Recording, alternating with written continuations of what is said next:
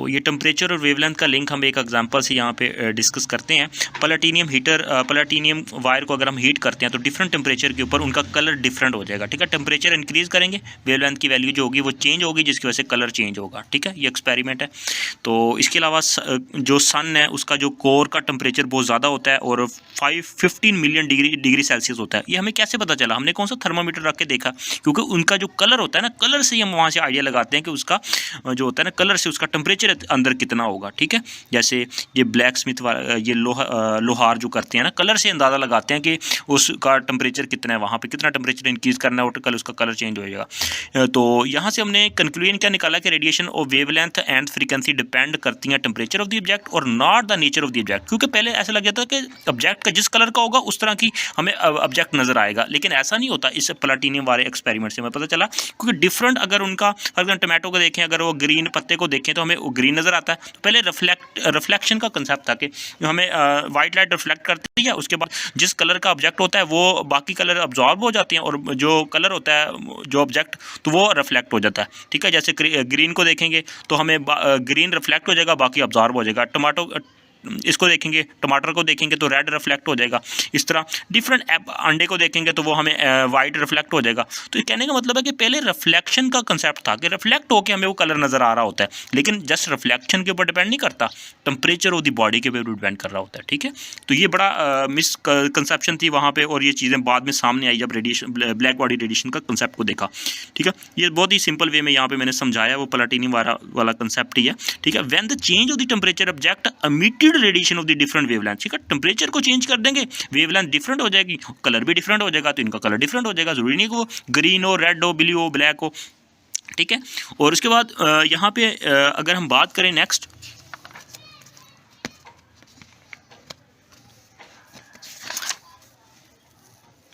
ये आइंस्टाइन ने क्या किया बेसिकली, नेक्स्ट प्लांक्स ने क्या किया, सॉरी आइंस्टाइन नहीं, प्लांक्स ने डिफरेंट मटेरियल को यहाँ पे यूज़ करके उसके टेम्परेचर चेंज करके उनके डिफरेंट कलर्स वगैरह देखे। उसने कहा जब टेम्परेचर को इंक्रीज करते जाएंगे तो विजिबल पोर्शन आ जाएगा। ठीक है, और अगर टेम्परेचर बहुत ज़्यादा हो जाएगा तो तमाम तरह की रेडिएशन वगैरह वहाँ पर एमिट होंगी और उसको डिफरेंट टेम्परेचर के ऊपर वेवलेंथ को हम कम ज़्यादा करके उसके कलर्स वगैरह को चेंज कर सकते हैं। ठीक है, यहीं से फिर कंसेप्ट लिया फेरी ने ब्लैक बॉडी बनाई। उसने क्या किया, एक ब्लैक बॉडी ली। ठीक है, उसके अंदर एक होल कर दिया, बहुत स्मॉल होल, यहाँ पे कॉनिकल शेप रख दिया। अगर इसका टेम्परेचर बाहर का क्या होगा, ज़्यादा होगा, अंदर का लो होगा। ठीक है, इसने क्या किया, inner side coated with the lamp black. ठीक है, ग्रेफाइट के साथ पित्तल का सिक्का, मतलब इस तरह आप क्या समझ सकते हैं। ठीक है, तो इसका टेम्परेचर डिफरेंस रखा इनर और आउट का। ठीक है, यहाँ से इन करेंगे और क्या होगा, ये सारी रेडिएशंस को अब्जॉर्ब कर लेगा। यहाँ पे कोनिकल रखा ताकि यहाँ से रिफ्लेक्ट होकर बाहर ना निकल पाए, इसलिए यहाँ पे कोनोनिकल शेप इसकी रखी गई। ठीक है, और ये सारी रेडिएशन को अब्जॉर्ब कर लेगा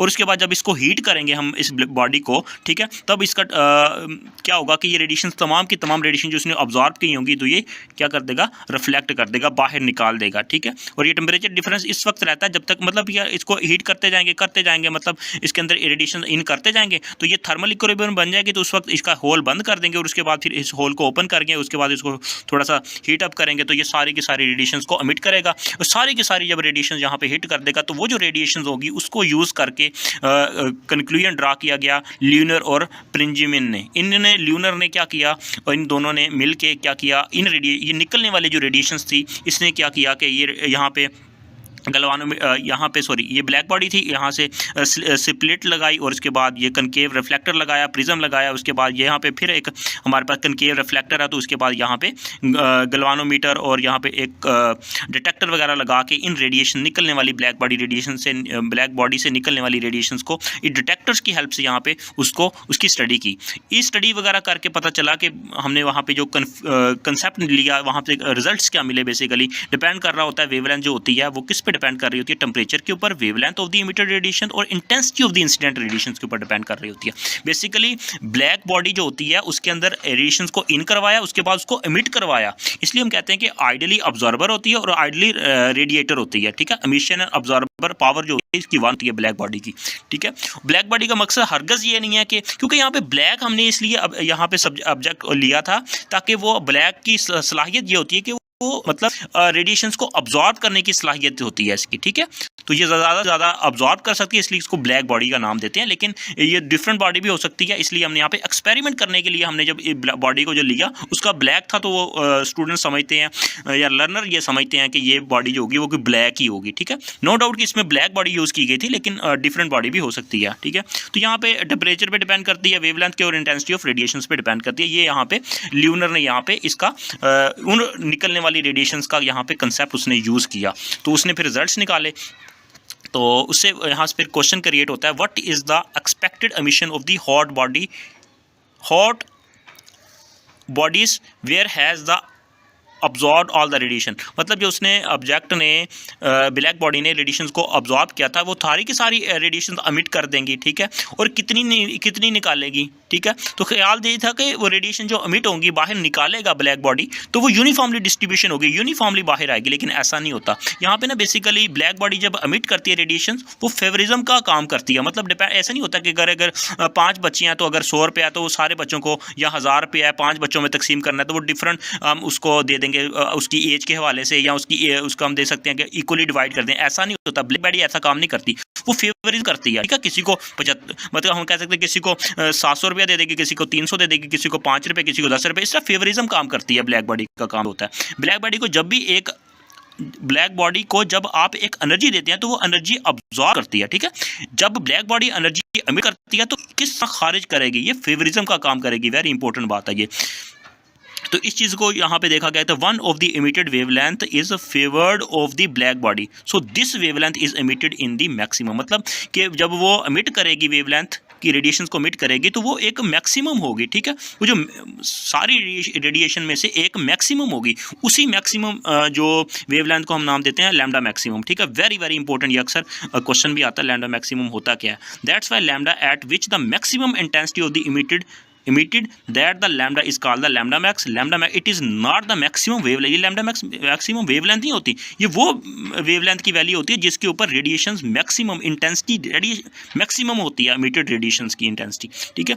तो एक्सपेक्टेड ग्राफ तो ये था कि ये एक स्ट्रेट लाइन बनेगा, मतलब यूनिफॉर्मली रेडिएशन एमिट होंगी, लेकिन ऐसा नहीं होता। तो हमने जब देखा तो हमें पता चला कि ये इस तरह का कोई कर्व हमें मिलता है, और डिफरेंट टेम्परेचर के ऊपर उसकी रेडिएशन को देखा गया जब उसकी स्टडी की, तो वहाँ से फिर हमें पता चला कि ये बेसिकली जैसे जैसे टेम्परेचर इंक्रीज़ होता है, ठीक है, और उसके बाद उस तरह उसकी वेवलेंथ के अंदर चेंज आता है। तो उसके बाद ये ल्यूनर ने बताया था और बेंजामिन ने बताया था, black body radiation is a term which is use to link the wavelength of the emitted radiation with the temperature of the object, ठीक है।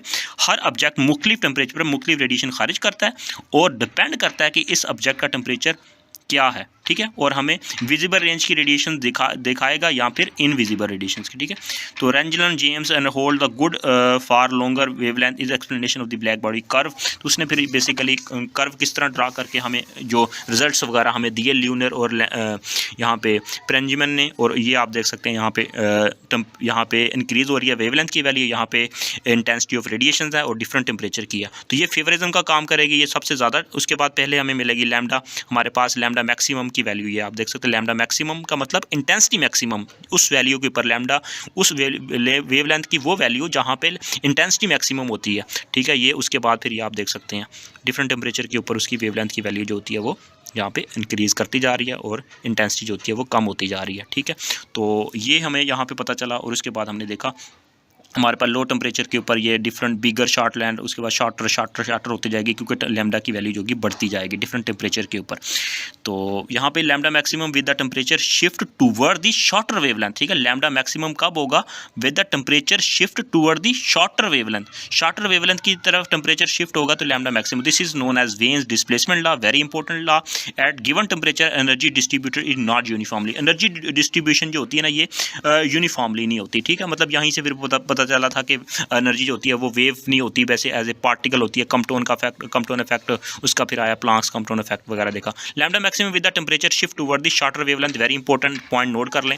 और मैथमेटिकली इसको हम फिर इस तरह रिप्रेजेंट किया गया, lambda maximum inversely proportional to temperature बढ़ाएंगे लैम्डा की वैल्यू जो होगी वो कम होगी लैम्डा मैक्सिमम की वैल्यू, ठीक है। उसके बाद ये कांस्टेंट आया, प्रोपोर्शनल को हटाएंगे कांस्टेंट आएगा, इसको नाम हम यहाँ पे देते हैं, यहाँ पे 2.9 10 की पावर -3 मीटर केल्विन होता है, ठीक है। ये हमारे पास कांस्टेंट है। वेन डिस्प्लेसमेंट लॉ, और ये वेन कांस्टेंट आ जाएगा। और उसके बाद यहाँ पे इंटेंसिटी और वेवलेंथ और टेम्परेचर के दरमियान रिलेशनशिप बनाया गया, उसी को फिर हम आगे देखते हैं कि जैसे जैसे टेम्परेचर बढ़ाते हैं, ठीक है, lambda maximum move toward the shorter wavelength और इंटेंसिटी कम होना शुरू हो जाती है, ठीक है। हर एक ख़ास टेम्परेचर का ग्राफ देखें तो क्या पता चलता है कि इंटेंसिटी बढ़ती है आहिस्ता आहिस्ता, लैम्डा मैक्सिमम पर ज़्यादा होती है और फिर कम होना शुरू हो जाती है, ठीक है। चूँकि क्लासिकल फिजिक्स इसके बिल्कुल उलट बात कर रही थी कि इंटेंसिटी जो होती है वो बढ़ती है, लेकिन बिल्कुल यहाँ पे काम उलट हो रहा है, ठीक है। वो पहले इंक्रीज होती है फिर डिक्रीज होती है। This behaviour was against the classical theory. According classical theory the emitted radiation of the hot body is continuous pattern होना चाहिए, लेकिन ऐसा नहीं होता क्वांटम के अंदर, मॉडर्न फिजिक्स के अंदर। वेव फॉर्म बिहेवियर था पहले, with the increase of temperature intensity increase, ऐसा होता था टेम्परेचर इंक्रीज करने से इंटेंसिटी इंक्रीज होती है, लेकिन ऐसा नहीं होता, ठीक है। इसके अंदर और कंसेप्ट है ब्लैक बॉडी के अंदर, फिर हमें बाद में पता चला क्लासिकल के मुताबिक ये हमारे पास ग्राफ था, लेकिन इसके बाद में पता चला कि बेसिकली एनर्जी जो होती है वो टेम्परेचर के डायरेक्ट नहीं होती, इंटेंसिटी जो होती है वो ग्राफ बेसिकली ये यूनिफॉर्मली नहीं होता।